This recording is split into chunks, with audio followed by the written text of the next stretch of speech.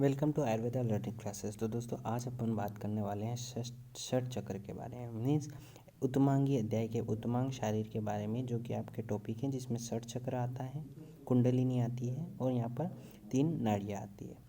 ठीक है, इनके बारे में अपन शॉर्ट देखेंगे, मतलब कि क्या अपने को कितना मैटर याद रखना चाहिए वो अपन इस लेक्चर में डिस्कस करने वाले हैं। तो देखो यहाँ पर सबसे पहले षट चक्र के बारे में मैंने बताया कि यहाँ पर मैंने टॉपिक लिए हैं। एक तो चक्र का नाम, कहाँ पर स्थित होता है वो स्थान, उसमें कौन कौन से तत्व यानी पंचमहाभूत में से कौन सा होता है, बीज यानी कि उसमें कौन सा शब्द बोलने से वो जागृत हो जाता है, कौन कितनी शक्तियाँ होती हैं और चक्रीय सिद्धि के फल क्या मिलते हैं।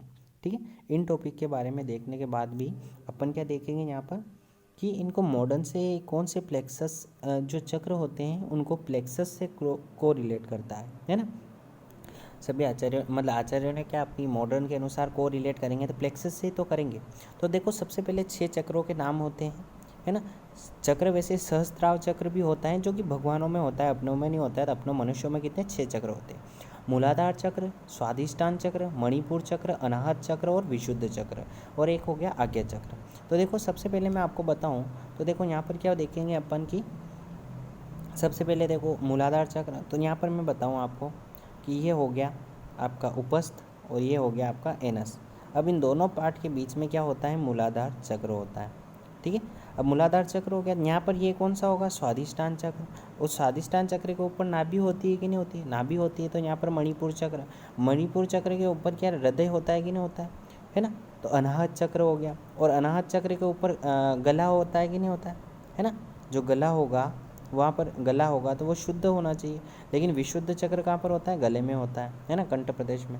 और जो आपकी भुहें होती है, दोनों भुहें होती है ना दोनों तरफ आईब्रोस, उसके बीच में आज्ञा चक्र होता है ना, जहाँ पर आप तिलक लगाते हो तो आज्ञा चक्र हो गया। तो ये 6 चक्र होते हैं, और इनसे भी ऊपर जो भगवान में होता है वो सहस्त्राव चक्र होता है। कौन सा होता है, तो चक्र कितने होते हैं, 6, लेकिन एक सभी स्पष्ट अलग अलग होता है वो। ठीक है, इस तरह अपन अलग अलग पढ़ेंगे चक्रों को। तो सबसे पहले स्थान देख लिया अपन ने, मूलाधार चक्र कहाँ पर होगा, तो गुदा और मैटर के बीच में होगा। ठीक है, और इसमें तत्व कौन सा, पृथ्वी महाभूत प्रदान होता है। ठीक है, लंब बोलने से क्या होता है, जागृत हो जाती है मूलाधार चक्र। और चाल क्या होती है, इसमें शक्तियाँ होती है। कौन थी, 4 शक्तियाँ होती हैं, जैसे कि आपने पढ़ा होगा 4 प्रकार की शक्तियाँ कौन कौन सी देखी होगी कि डाकिनी शक्ति, इस टाइप से आपकी बुकों में अलग अलग शो हो रखा था, है ना। ब्रह्मा इसका देवता बता रखा है, तो अलग अलग बुकों में अलग अलग भी आपको देवताएं मिलेंगी। तो आपको याद क्या रखना है, शक्तियाँ कितनी, 4 शक्तियाँ होती है ना। और बात करते हैं चक्र यदि सिद्धि हो गई, यदि इसकी सिद्धि कर लेते हैं अपन, तो क्या होगा, स्वास्थ्य अच्छा होगा यानी हेल्दी होगा, आनंद होगा, उसको हैप्पीनेस रहेगा। वाणी में और गायन में सिद्धि प्राप्त करने वाला होता है। जो सिंगर होते हैं ना, उनका मूलाधार चक्र क्या होता है, स्ट्रॉन्ग हो रहा होता है। ठीक है, इसलिए वो क्या करते हैं, गायन और सिद्धि का। ठीक है, प्रबल क्षमता ज़्यादा होगी। तो इस तरह अपना मूलाधार चक्र कंप्लीट होता है। अब अपन देखते हैं स्वादिष्टान चक्र। तो स्वादिष्टान चक्र का मूल जो इसका होता है, जो लिंग का मूल होता है ना, जैसे यहाँ पर ये क्या हो गया, उपस्थ हो गया, और जो इसका मूल है वहाँ पर क्या होता है, मूलाधार स्वादिष्टान चक्र होता है, सॉरी, है ना, स्वादिष्टान चक्र होता है। अब बात करते हैं अपन जल, इसमें जल महाभूत होता है।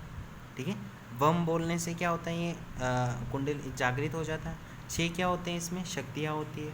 ठीक है, आपने पढ़ी होगी रागिणी, इस प्रकार से शक्तियाँ पढ़ी होगी आपने बहुत सारी, तो वो 6 शक्तियाँ होती है। ठीक है, अब इससे क्या होगा, यदि स्वादिष्टान चक्र जागृत हो गया, सत्यवादी हो जाएगा, सत्व प्रवृत्ति वाला हो जाएगा।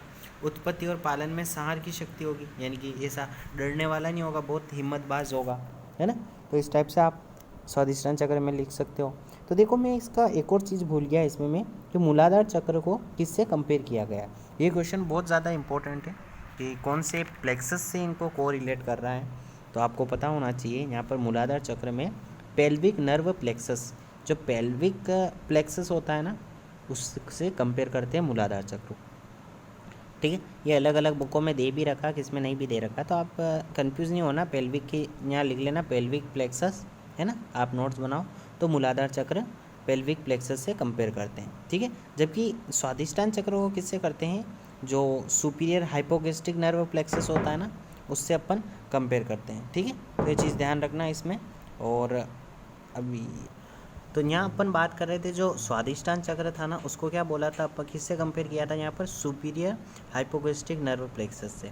ठीक है। अब अपन आगे देखें तो यहाँ पर इसका मूल बता दिया था मैंने। जो लिंग जो उपस्थ होता है उसका जो आधार होता है वो क्या होता है, स्वाधिष्ठान चक्र होता है।